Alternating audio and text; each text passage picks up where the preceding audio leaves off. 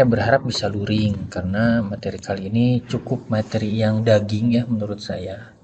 Karena kita akan membahas tentang fungsi dari pengorganisasian.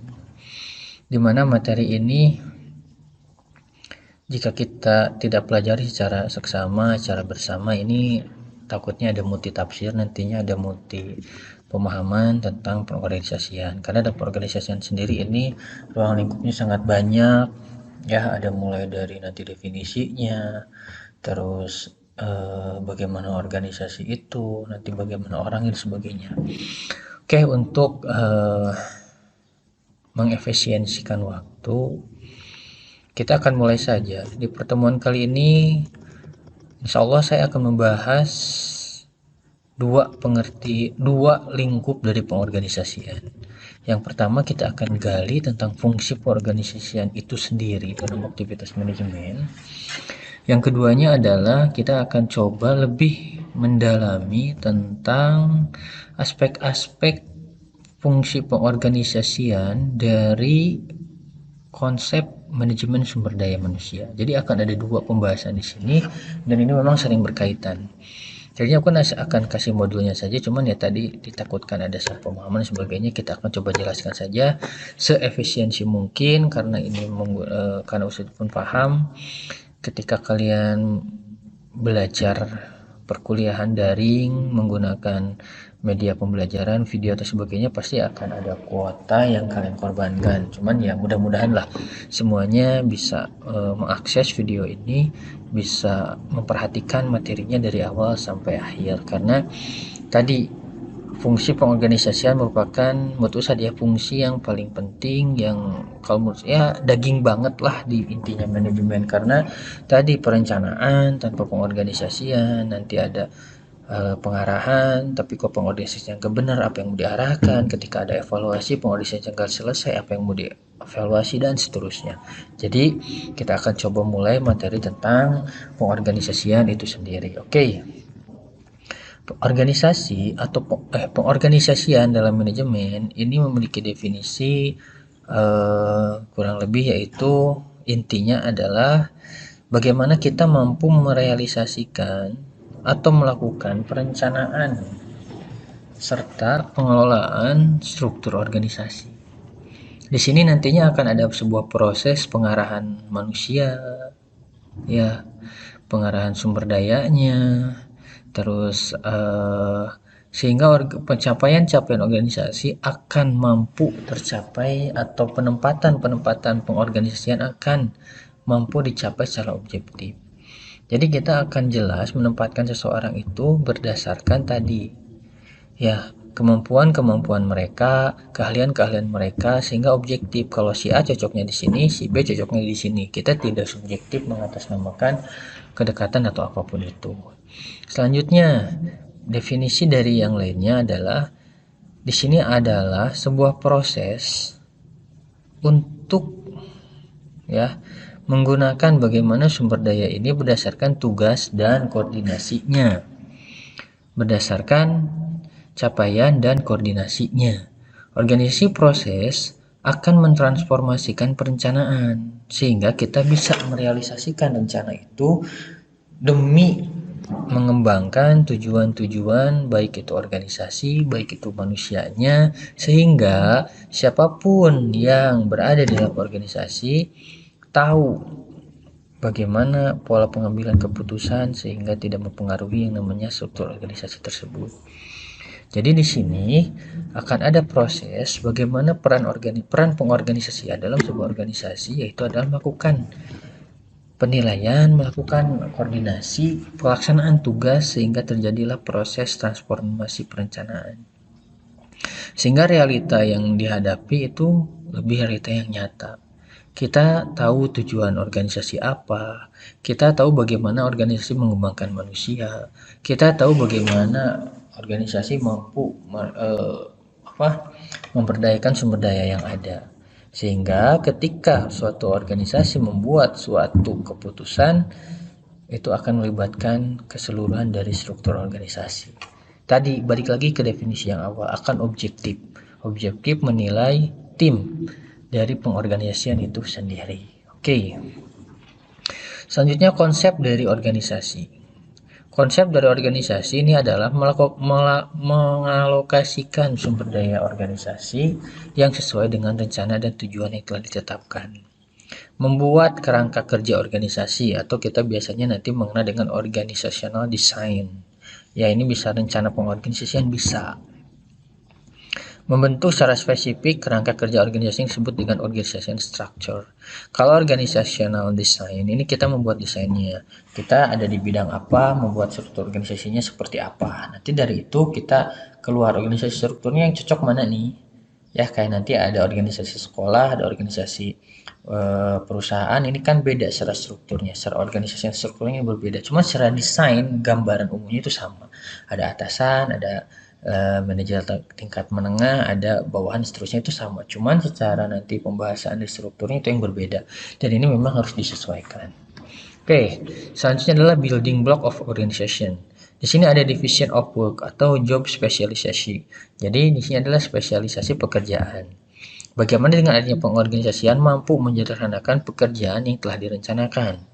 Menyederhanakan seluruh kegiatan pekerjaan. Proses pembagian spesifikasi kerja ini harus jelas. Jadi jangan sampai nanti kita berbicara pengorganisasian tapi pekerjaan masih ribet.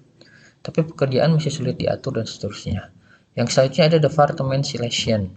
Di sini ada kriteria pengelompokan pekerjaan. Bagaimana tanggung jawab pekerjaan yang sesuai dengan bagian atau departemen yang bersangkutan. Jadi di sini nanti ketika kita sudah membuat spesialisasi pekerjaan, kita membuat kelompok pekerjaan. Kita membuat departemennya, ada bagian keuangannya, ada bagian marketingnya, ada bagian humasnya dan seterusnya. Terus nanti kebutuhan selanjutnya adalah hierarki. Hierarki ini adalah bagaimana tingkatan suatu organisasi mampu disesuaikan dengan kebutuhan sumber daya atau realisasi suatu kelompok. Wewenang dalam menentukan garis perintah. Karena apa? Kalau organisasinya semua disamaratakan, ini akan bingung siapa yang memerintah, siapa yang diperintah. Makanya nanti akan ada hierarki. Mana yang jadi atasannya, mana yang berperan jadi middle-nya, mana yang jadi peran jadi first level management. Selanjutnya adalah coordination. Nah, ini yang enaknya di organisasi. Pola pengorganisasian, sekalipun nanti ada hierarki, bawahan, atasan, tetap harus ada koordinasi. Koordinasi ini sifatnya ada yang sifatnya itu satu arah. Biasanya ini sifatnya pemerintah. Kita tidak bisa tidak bisa melakukan hal-hal di luar perintah yang ada. Cuma nanti ada juga yang sifatnya feedback dari atasan memerintah ke bawah, tapi dari bawah nanti boleh juga memberikan masukan, diskusi atau apa, sehingga akan terjadi sebuah koordinasi yang lebih kompleks karena ada feedback di sana. Di sini adalah dari koordinasi ini intinya adalah ada proses integrasi dari setiap bagian aktivitas di departemen tadi. Ya, ini yang department selection. Jadi jelas. Terus tujuan organisasi tercapai dengan efektif dan efisien. Penentuan arah dan tujuan organisasi ini lebih jelas dan lebih objektif. Balik lagi ke definisi organisasi adalah objektif. Oke.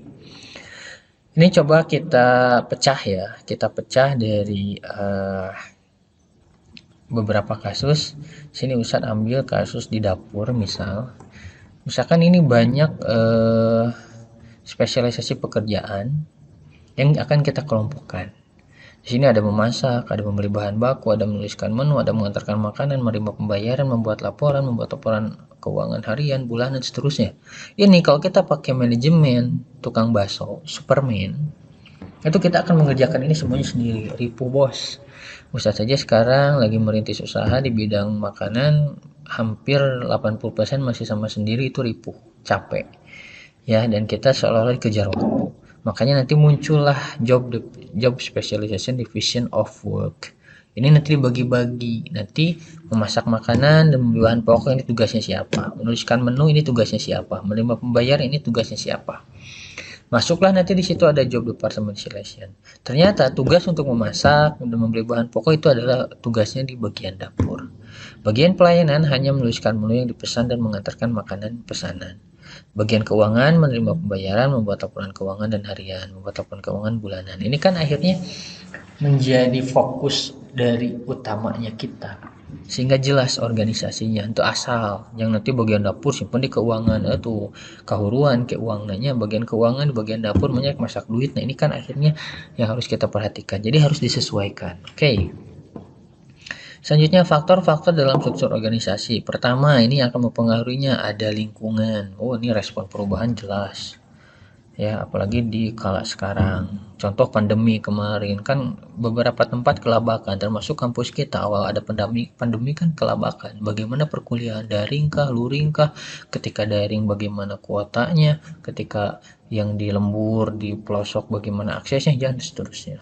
Penyesuaian keadaan eksternal, oh nanti ini ada hukumnya. Ketika sekarang STIP masuk ke institut, nanti mungkin kedepannya akan ada universitas, ini akan ada semacam apa ya, keuniversalan keilmuan yang nantinya tidak akan fokus di agama saja, justru nanti kita akan punya umum seterusnya. Kenapa? Itu ada faktor-faktor dalam organisasi. Selanjutnya ada karakteristik masyarakat. Kata masyarakat ini sangat mempengaruhi ya, makanya hati-hati ketika kalian mempelajari tentang hal-hal yang berkaitan dengan struktur organisasi. Terus strategi organisasi ini nanti akan mencakup tentang struktur organisasi itu sendiri, kebutuhannya, siapa direkturnya, manajernya, terus nanti kebutuhan organisasinya, apakah mau organisasi yang lengkap atau mau disederhanakan dulu karena baru dan sebagainya, itu jelas. Visi dan misi ini pun jelas harus kalian miliki. Dinamisasi organisasi ini apalagi. Organisasi sekarang itu sifatnya tidak harus pragmatis, tapi kita harus dinamis. Tapi tetap dinamis pun kita harus paham SOP dari nanti lingkungan. Jangan karena terlalu dinamis kita menghajar karakteristik masyarakat, oh ini sangat-sangat susah, akan sangat sulit. Jadi tetap ada SOP-nya dari tadi lingkungan. Terus nanti ada skala organisasinya, ada internalnya, ada eksternalnya. Internal siapa sih? Ya tadi, internal itu adalah bagian yang termasuk di dalam organisasi kita. Eksternal tadi ada pihak-pihak, ada pemerintah, ada masyarakat, dan seterusnya. Sumber daya organisasi diperhatikan bagaimana teknologinya, terus bagaimana alamnya, bagaimana lingkungannya, bagaimana apa aturan-aturan yang berlaku untuk organisasi kita. Terus nanti ada aktivitas organisasi. Nah, ini aktivitas organisasi ini akan berkaitan dengan bagaimana sebuah organisasi mampu melakukan aktivitasnya secara secara terperinci, secara bertahap dan seterusnya. Selanjutnya adalah faktor teknologi. Jelas ini akan ada alat bantu organisasi, ini bisa menjadi masukan juga buat kita bagaimana kita mampu mengelola sumber daya organisasi yang berbentuk atau sumber daya organisasi manusia untuk bisa menggunakan teknologi ini. Karena apa? Teknologi ini menjadi faktor bukan keberuntungan, faktor keberhasilan bagaimana sebuah organisasi dapat mengelola kebutuhan-kebutuhannya melalui kemajuan teknologi itu sendiri. Karena jika organisasi tidak menggunakan itu, maka kita akan tertinggal. Makanya bagaimana sebuah struktur organisasi mampu menjawab hal-hal yang berbau dengan teknologi, atau zaman sekarang lebih kita kenal dengan istilah media digital. Ini yang memang harus kita pahami. Bukan hanya sumber dayanya saja, tapi sumber daya teknologinya. Bagaimana nanti struktur organisasi ini didukung nggak dengan sarana dan seterusnya. Oke. Pendekatan dan proses departementalisasi. Nanti di sini ada beberapa pendekatan. Ada pendekatan fungsional. Struktur berdasarkan pendekatan fungsional pekerjaan. Jadi ini pendekatan yang dilakukan atas dasar pekerjaan. Misalkan si A dekat dengan si B karena memang divisinya berdekatan dan seterusnya. Ada nanti struktur berdasarkan pendekatan produk. Kita bisa saja berpartner dengan si A ketika kita disimpan oleh karena produknya ini, karena kamu mau misalkan suka merokok dan si B juga sama suka merokok, sudahlah ada partner ini kamu satukan, kamu bergabung dengan dia. Jadi nanti itu akan sinkron. Terus ada pendekatan pelanggan. Nanti struktur berdasarkan karakteristik pelanggan. Ini juga sama. Bagaimana perusahaan bisa membaca mana yang harus disimpan, sumber daya mana yang harus dikerahkan ketika kita menghadapi masa yang banyak. Jangan sekali-kali nyimpan bagian keuangan di masyarakat. Oh ini bakal kacau. Karena apa? Orang keuangan cenderung tidak ramah. Karena apa? Dia memang serius. Ketika pelanggan kita anggap serius kan ya. Kalau terlalu serius dengan pelanggan juga jelek. Kalau kita main-main juga sama. Jadi kita berikan orang yang proporsional untuk mendekati pelanggan ini. Terus nanti ada pendekatan geografis, struktur berdasarkan peta wilayah konsumen. Nah ini biasanya per domisili nih, ya misalkan Kabupaten Garut punya cabang A, pekerjanya rata-rata orang Garut, yaitu pendekatan geografis. Jadi kita boleh menunjuk beberapa daerah yang memang di situ bisa aja banyak mungkin kan kita buka kantor cabang di Garut ya, kalau untuk manajer orang luar kota oke, tapi untuk bawahan-bawahan nanti kita ada apa-apa kan sulit. Pendekatan matriks, struktur berdasarkan gabungan antara fungsional dan pendekatan lain. Jadi ini digabung saja. Jadi nanti ada pekerjaan berdasarkan geografisnya. Misalkan kita punya atas, kita punya partner nih, kalau kita punya manajer yang bagus, tapi dia orang Garut, ya udahlah, karena kita mau buka kantor di Garut, kamu kan ke Garut. Sekalipun ada yang lebih bagus dari si bapak ini, misalkan dari ibu ini, tapi karena domisilinya di Garut, ya sudahlah, daripada nanti saya turunkan kamu ke Garut, kamunya orang Jakarta, bahasanya nanti ribet lagi, sudah yang Garut dulu saya simpan ke Garut. Mudah-mudahan nanti dengan pola itu akan terbangun juga kedewasaan dan sebagainya, dan mereka kan lebih tahu juga pelanggan di Garut maunya apa, produk yang dijual itu nantinya apa, dan seterusnya. Kalau mau jualan jasa-jasanya apa yang dibutuhkan di Garut, karena apa, dia orang Garut tahu medannya. Nah inilah yang jadi nanti ada pendekatan dan proses departementalitas, jadi itu asalnya gitu. Oke, organizing konsep. Di sini ada kekuasaan atau power. Kekuasaan memberikan penghargaan, kekuasaan memberikan hukuman, kekuasaan yang sah, kekuasaan berdasarkan keahlian, kekuasaan berdasarkan kepribadian atau karakteristik seseorang. Jadi nanti di dalam konsep organisasi kita akan memiliki yang namanya sebuah kekuasaan. Jadi nanti pihak-pihak tertentu dalam organisasi pasti mereka boleh memberikan penghargaan, boleh memberikan hukuman. Nanti mereka pun sah, ada legitimasinya, ada kontrak kerjanya. Nanti kan ada keahliannya. Ketika saya misalkan di bidang manajemen, berarti keahlian saya di manajemen, saya nggak bisa megang keuangan, jangan paksakan di situ. Nanti ada berdasarkan kepribadian. Kenapa sih orang bisa bertahan di perusahaan padahal dia tidak sarjana sebagainya? Mungkin karena pertama bisa saja dia itu perintis, kedua memang budaya kerjanya yang baik, nah itu yang menggambarkan kepribadian dia, akhirnya perusahaan tetap percaya sama dia. Oke. Ada kewenangan authority, ada pendekatan klasik, ada pandangan berdasarkan penerimaan, ada kewenangan lini, ada kewenangan staff, ada kewenangan fungsional, dan konflik lini dan staff. Ini nanti di sini dalam kewenangan ini adalah akan berbicara bagaimana organisasi memiliki peran dalam memberikan kewenangan. Tapi nanti banyak pandangannya, ada pandangan klasik lah. Ini berdasarkan kepada arahan-arahan yang memang sudah diatur sebelumnya. Ada berdasarkan penerimaan. Jadi nanti kita menerima dulu arahan atau menerima kritik dan saran, baru kita berikan kewenangannya. Ada nanti kewenangan lini antar lini, ini nanti ada antar staff, apa yang harus dilakukan oleh staff, ada atas nama fungsional dan seterusnya. Inilah yang akhirnya nanti akan membuat suatu wewenang, dan wewenang ini memang harus disepakati bersama, dan ingat harus secara objektif juga. Oke, dalam konsep organisasi selanjutnya adalah perihal tanggung jawab. Ini jelas. Ya, saya kemarin dapat insight dari salah satu murid saya di Mualimin ketika beliau bermain ke rumah saya, dan saya bilang saya lagi sulit mencari kerja. Dia bilang orang yang mau kerja itu banyak, cuman yang sulit itu adalah orang yang jujur dan bertanggung jawab. Nah inilah yang akhirnya saya masukkan dalam organisasi konsep, atau dalam konsep organisasi bagaimana sebuah tanggung jawab ini adanya sebuah komitmen. Jadi dalam nanti pembentukan organisasi tak bisa asal hayu gitu, kamu harus punya komitmen. Kedua, kamu harus integrasi dalam tanggung jawab, pengasal-asalan gitu ya. Jadi ini suatu hal yang saling berkaitan, tanggung jawab, komitmen, integrasi. Selanjutnya adalah kemampuan dalam menganalisis lingkungan dan praktek-praktek sosial dalam lingkungan organisasi. Ini jelas. Ketika kamu nanti membuat sebuah organisasi, mau itu organisasinya profit kayak, mau non profit kayak, misal kamu bikin lembaga zakat, kamu bikin lembaga zakat jadi sholat taraka masjid. Nanti bagaimana kata orang, mereka tuh katanya ngurus lembaga zakat, tapi kok ibadahnya nggak pernah kelihatan ya? Itu kan akhirnya jadi respon negatif. Kenapa kita tidak bertanggung jawab terhadap respon sosial dan di dalam dan lingkungan organisasi. Oke. Pelimpahan wewenang atau delegasi, memanfaatkan subbagian untuk mempelajari sesuatu yang baru, membangun kepercayaan manajer terhadap bawahannya, membangun komunikasi yang efektif dan terbuka, kemampuan dalam membangun tujuan organisasi. Jadi ini nanti akan masuk ke delegasi, bagaimana sebuah organisasi harus mulai percaya diri terhadap timnya. Jadi kita nggak bisa pakai kita terus, nggak bisa pakai diri kita terus. Ustadz pun sama, sekarang Ustadz masak dari awal sampai akhir ya masih ada lah yang sama Ustadz, cuman sekarang tinggal masak doang nih yang Ustadz kerjakan, sisanya ya karena Ustadz sudah mendelegasikannya kepada orang yang biasa membantu saya, akhirnya ya sudah, kamu bagian ini, kamu bagian ini, masak masih sama saya gitu. Jadi pelimpahan wewenang ini penting, tapi perhatikan dulu nanti polanya. Tong asal nitah, jangan asal nyuruh, bisa orang tuh sakit hati. Kudu hati-hati dalam manajemen mah gitu.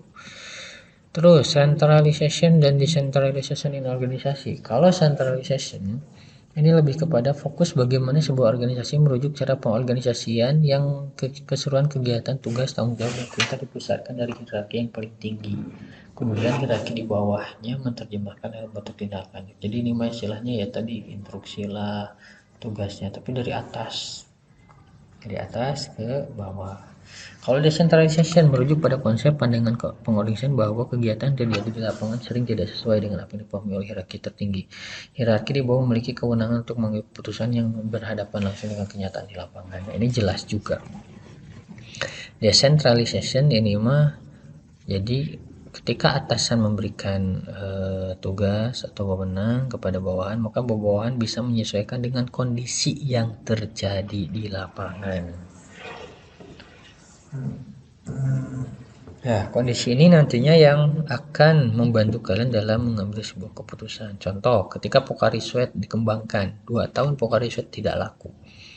Kurang lah lakunya, bukan tidak laku ya. Tapi kejadian di lapangan, ketika Pocari Sweat ini dititip di warung, ternyata Pocari Sweat ini kan tujuannya minuman pengganti keringat.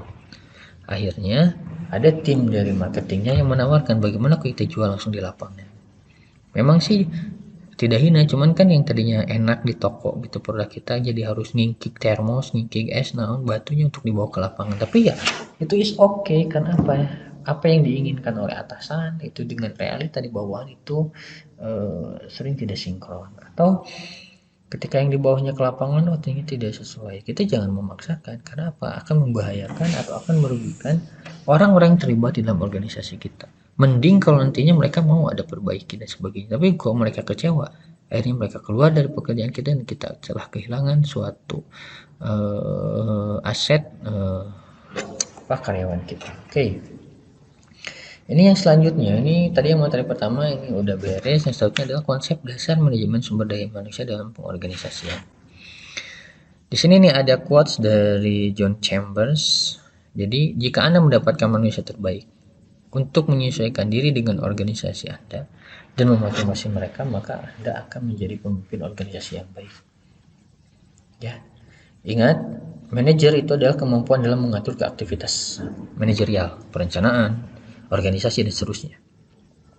Pemimpin yang baik adalah bagaimana bisa mengeluarkan potensi yang ada di dirinya untuk bisa memimpin orang-orang yang ada di sekitar kamu. Jadi bagaimana kamu bisa membentuk manusia terbaik untuk menyesuaikan diri dengan tradisi organisasi. Misalkan kamu punya teman, oke kita membuat organisasi, tapi bisa nggak dia diajak komitmen? Kenapa? Ada tradisi organisasi kita komitmen. Kalau nggak komitmen ya sudah, kita kick out saja. Jadi jelas memotivasi mereka dan sebagainya. Jadi nanti akan ada beberapa kasus karyawan tuh memang ada yang tidak ingin mengikuti tradisi organisasi, atau ada yang ingin cuman mereka bingung harus seperti apa, maka di situ akan ada motivasi. Dan bagaimana ketika kamu berhasil memotivasi dan mampu untuk merubah karyawan tadi menjadi loyal kepada kamu, kepada perusahaan dan seterusnya, maka kamu akan menjadi pemimpin organisasi yang baik. Sekarang Ramadan ya, alhamdulillah sudah masuk Ramadan. Lihat deh bagaimana alur cerita dari preman pensiun, bagaimana Kang Mus itu bisa memimpin anak buahnya sampai sekarang. Meskipun itu film, tapi menurut saya dia adalah sosok pemimpin yang tidak hanya ditakuti, tapi disegani. Ya, selain takut, orang itu ternyata lebih segan. Pertamanya mungkin karena senioritasnya, pengalaman, dan seterusnya. Tapi itulah, karena ada pola pemimpin yang baik, maka kamu akan merubah orang yang terbaik, akan mengikuti alur dari budaya organisasi, dari kebiasaan organisasi, sehingga ketika ada sesuatu yang tidak sesuai dengan dirinya, adalah peran kamu untuk memotivasi dia. Oke. Peranan sumber daya manusia dalam pengorganisasian. Pertama, kegiatan SDM peran dengan pengalokasian sumber daya manusia yang dimiliki organisasi. Sumber daya manusia saya singkat dengan istilah SDM ya, adalah dengan pengalokasian sumber daya manusia yang dimiliki organisasi. Pengalokasian itu dari penempatan si A di mana, si B di mana, si C di mana. Oke. Kedua, kegiatan pengarahan dan pelaksanaan dapat dilakukan jika alokasi sumber daya manusia telah dilakukan dalam pengorganisasian. Tadi, jika jelas job description-nya apa, job spesialisasinya apa, itu sudah jelas, baru kita bisa melakukan pengarahan dan pelaksanaan. Jadi kamu tidak akan dulu bisa melakukan aktivitas manajemen lainnya kayak actuating dan contouring kalau organisasinya belum selesai. Oke. Proses motivasi diarahkan ketika sumber daya manusia telah ditentukan ditempatkan dalam pengorganisasian. Pasti. Saya pernah cerita ada istilah manajemen stres. Nah, manajemen stres ini memang akan didapatkan oleh orang sekalipun mereka fresh graduate, sekalipun mereka sudah punya pengalaman yang kalau mereka ditempatkan bukan di posisinya. Makanya kamu harus bisa memotivasinya bagaimana mereka itu ternyata mampu bangkit, mampu mengikuti arahan-arahan sekalipun bukan pada posisinya. Kalau kamu mampu memotivasinya, berarti kamu sudah mengarahkan manusia untuk bisa merubah dirinya dan meningkatkan kepercayaan dirinya untuk melakukan aktivitas lainnya. Oke. Kegiatan sumber daya yang keempat merupakan kegiatan sosial, khususnya dalam keilmuan manajemen yang saling berkaitan. Ya, manusia makhluk sosial. Ini jelas bergaris lurus karena akan saling berkaitan antara manusia, pekerjaan, tugas, wewenang, tanggung jawab, seterusnya ini akan saling berkaitan. Oke. Yang selanjutnya, apa sih itu manajemen SDM kan naon gitu ya, sumber daya manusia teh naonan. Nah, kita akan coba bahas satu persatu. Pertama, manajemen sumber daya manusia merupakan sebuah proses dan upaya untuk merekrut, mengembangkan, memotivasi, serta mengevaluasi keseluruhan sumber daya manusia yang diperlukan untuk mencapai tujuan organisasi atau perusahaan. Jadi nanti ada proses rekrutmen, ada proses mengembangkan, memotivasi, mengevaluasi sumber daya manusia. Kalau mereka nantinya memiliki kekurangan akan ada pelatihan dan seterusnya. Tujuannya apa? Untuk mencapai tujuan. Jadi hiring teh ya kurang malah lowongan kerja gitunya mimitina dari rekrutmen dulu, nanti dari kemudian diseleksi, oh ini punya kelebihan ini, kekurangannya ini, nanti dilakukan pengembangan pelatihan sehingga dia bisa masuk standar minimal calon tenaga kerja di perusahaan atau di organisasi tersebut. Jadi ini jelas SDM ini adalah proses dan upaya untuk merekrut dan seterusnya. Terus konsep dasar manajemen SDM, the man on the right place, memilih siapa saja yang memiliki kualifikasi dan pantas untuk menempati suatu posisi pekerjaan, jabatan, dan tanggung jawab. Jadi ini adalah menempatkan manusia di tempat yang benar. Tadi keuangannya di keuangan, marketingnya di marketing, humas ya di humas. Jangan dibalik, keuangan di marketing, marketing di keuangan, itu bobot perusahaan bos. Karena apa? Orang marketing mah orang marketing itu pintar cari duit, tapi nggak pintar nyimpen duit. Keuangan nggak pintar nyari duit tapi pintar nyimpan duit. Makanya tempatkanlah manusia pada tempatnya. Oke. Bekerja sama secara efektif, doing the right things. Kemampuan mencari tenaga kerja yang benar, mampu melakukan pekerjaan yang benar. Tenaga kerja yang mengetahui dan mampu memilih, menganalisa serta melakukan apa yang seharusnya dilakukan. Oke, sekarang sudah ada pertanyaan kalau memilih manusia harus sesuai dengan bidang yang dijalani selama dia sekolah ataupun kuliah. Tapi ada hal-hal lain yang memang tidak harus memperhatikan nilai akademik, yaitu adalah bagaimana kita mampu menilai pekerjaan seseorang. Cik, menurut kalian seorang ini rajin apa ente? Bisa diandalkan atau tidak? Bisa mau belajar atau tidak? Kenapa nanti masalah perkuliahan itu kalau tidak bentrok dengan masalah akademik, misalkan hanya masalah kepribadian, itu rasa saya masih bisa ditempuh untuk melakukan pelatihan, pengembangan, dan seterusnya. Oke. Bekerja secara efisien, kemampuan mencari tenaga kerja yang mampu melakukan pekerjaan dengan benar. Tenaga kerja yang memahami dan mampu mengetahui apa yang seharusnya dilakukan, namun juga mampu melakukannya dengan benar. Jadi ini kalau tadi lebih ke arah yang benar itu lebih ke arah hasil, kalau ini lebih ke proses. Jadi bagaimana nanti sang pekerja ini mampu, kalau tadi hasilnya harus ada laporan keuangan, berarti dia harus tahu apa saja yang harus disiapkan untuk membuat sebuah laporan keuangan. Jadi efisien bekerjanya, itu ngalir dulu lah ada gawetnya. Oke. Kunci pokok manajemen SDM, how to find or get the best person. Jadi ada dua kunci, ini hanya ada dua kunci. Yang pertama, bagaimana kita mencari orang terbaik, atau bagaimana kita bisa mengembangkannya.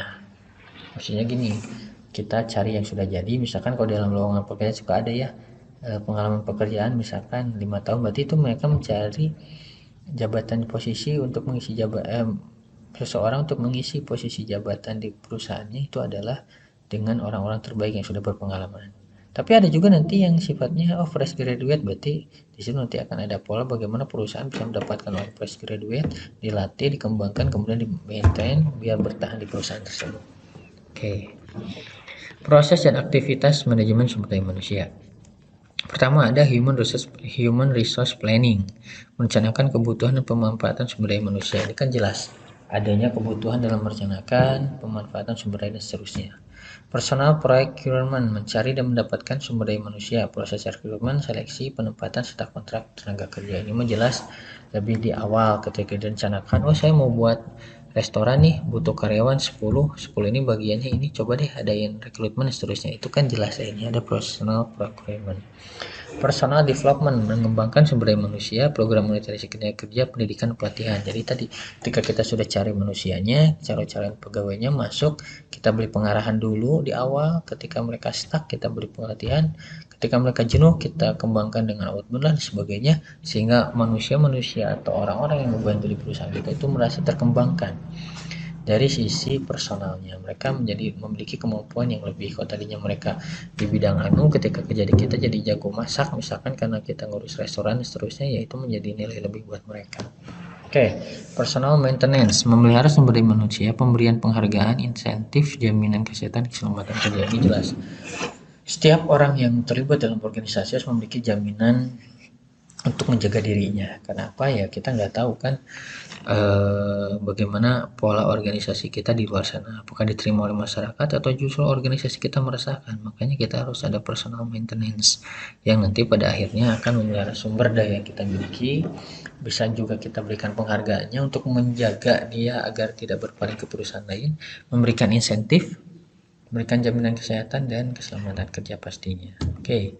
Personal utilization, memanfaatkan dan mengoptimalkan sumber daya manusia, proses promosi, demosi, transfer dan juga separasi. Jadi ini mah lebih ke arah bagaimana optimalisasi sumber daya manusia, adanya rolling.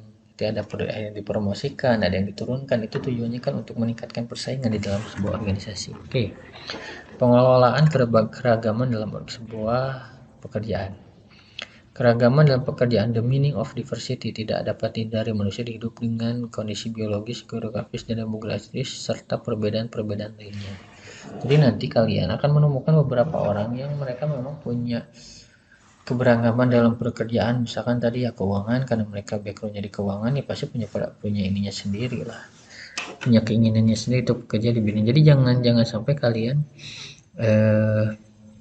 merasa tersiksa karena keberagaman pekerjaan itu tidak sesuai. Minimal lah kalau kita lihat di sini tidak ada ras ya, tidak ada agama juga ya, sekalipun itu kita memahami misalkan Ustaz gimana dong kalau saya kerja di kalau saya misalkan kerja di riba pada seragama ini seterusnya, ya Ustaz juga nggak bisa ngomong banyak kalau seperti itu, maka itu berkaitan dengan kehidupan, keagamaan seterusnya. Tapi Ustaz hanya bisa memotivasi saja. Ketika kamu meyakini bahwa pekerjaan yang kamu lakukan itu sekarang menurut kamu kurang pas, coba deh dipikirkan untuk mencari lagi pekerjaan lain. Karena apa? Di situ kan ada keberagaman. Keberagaman itu kan berkaitan dengan ini, biologis, geografis, demografis, dan perbedaan-perbedaan lainnya. Jadi nanti bagaimana kita bisa mencoba menyatu, mencoba bersinergi dengan perbedaan-perbedaan yang ada di dalam suatu perusahaan. Oke.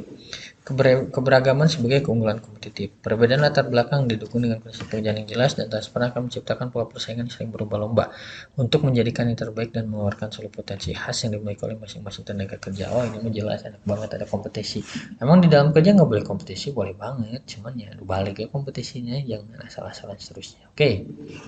Keberagaman sebagai sumber konflik tadi, karena kita pastinya ada latar belakang yang berbeda lah, ada keinginan yang berbeda lah, ada penghasilan yang berbeda lah. Ketika adanya ketidaktransparan dan ketika adanya sistem yang nggak jelas, maka di situ akan muncul yang namanya konflik, akan muncul yang namanya kekisruhan, karena tadi kita tidak memunculkan yang namanya kompetitif atau keunggulan-keunggulannya, kita angkat itu adalah konfliknya. Ya, oke. Strategi dalam mengelola keragaman organisasi. Kemampuan individu adalah menciptakan suasana organisasi dengan kemampuan dan kelebihan yang dimilikinya, tanpa merasa menjadi seorang yang sempurna dan yang paling benar. Nah, ini hati-hati di kita. Terkadang kita karena ingin dianggap, jadi kita seolah-olah menjadi orang-orang yang memiliki individu dalam menyelesaikan segala masalah. Padahal penyelesaian masalah itu tidak bisa dilakukan dengan seenaknya, apalagi ini berkaitan dengan organisasi, maka kita harus melibatkan orang lain yang tahu tentang asal usul, yang tahu tentang awal mulanya bagaimana perusahaan ini dibangun, karena ya itulah yang akan menjadi sumber informasi kamu nantinya. Oke. Kemampuan organisasi dalam membuat regulasi. Jadi di sini adanya nanti bagaimana keberagaman antar individu, isu-isu yang terjadi, perbedaan keyakinan, memahami ciri khas karakteristik setiap individu. Jadi ada aturan khusus di dalam organisasi itu, bagaimana si perbedaan-perbedaan yang ada itu harus kembali lagi ke awal, menimbulkan keberagaman yang seirama, sejalan, dan sebagainya. Oke, lanjut aja ya. Ternyata ini sudah jadi slide terakhir. Dan memang dari MSDM ini adalah bagaimana kita lebih ke arah mengelola bukan strukturnya saja, tapi lebih ke orangnya, lebih ke manusianya, lebih ke aktivitas manusianya. Dan nanti yang selanjutnya bagaimana kalian bisa mulai memahami bagaimana pola-pola keorganisasian ini bisa menjadi gambaran umum atau gambaran awal buat kalian dalam menetapkan sebuah perjalanan organisasi berdasarkan struktural. Jadi nanti di semester selanjutnya, nggak tahu semester akhir, nggak tahu semester berapa, kan akan bertemu dengan materi manajemen sumber daya manusia yang lebih spesifik, membahas tentang manajemen sumber daya manusia. Kalau saya hanya membayangkan secara gambaran umum, karena ini termasuk dalam aktivitas pengorganisasian. Itu saja yang bisa saya sampaikan, mudah-mudahan bermanfaat. Untuk pertemuan hari ini kita cukup saja ya mendengarkan atau menyimak video ini, dan semoga bisa bermanfaat bagi semuanya.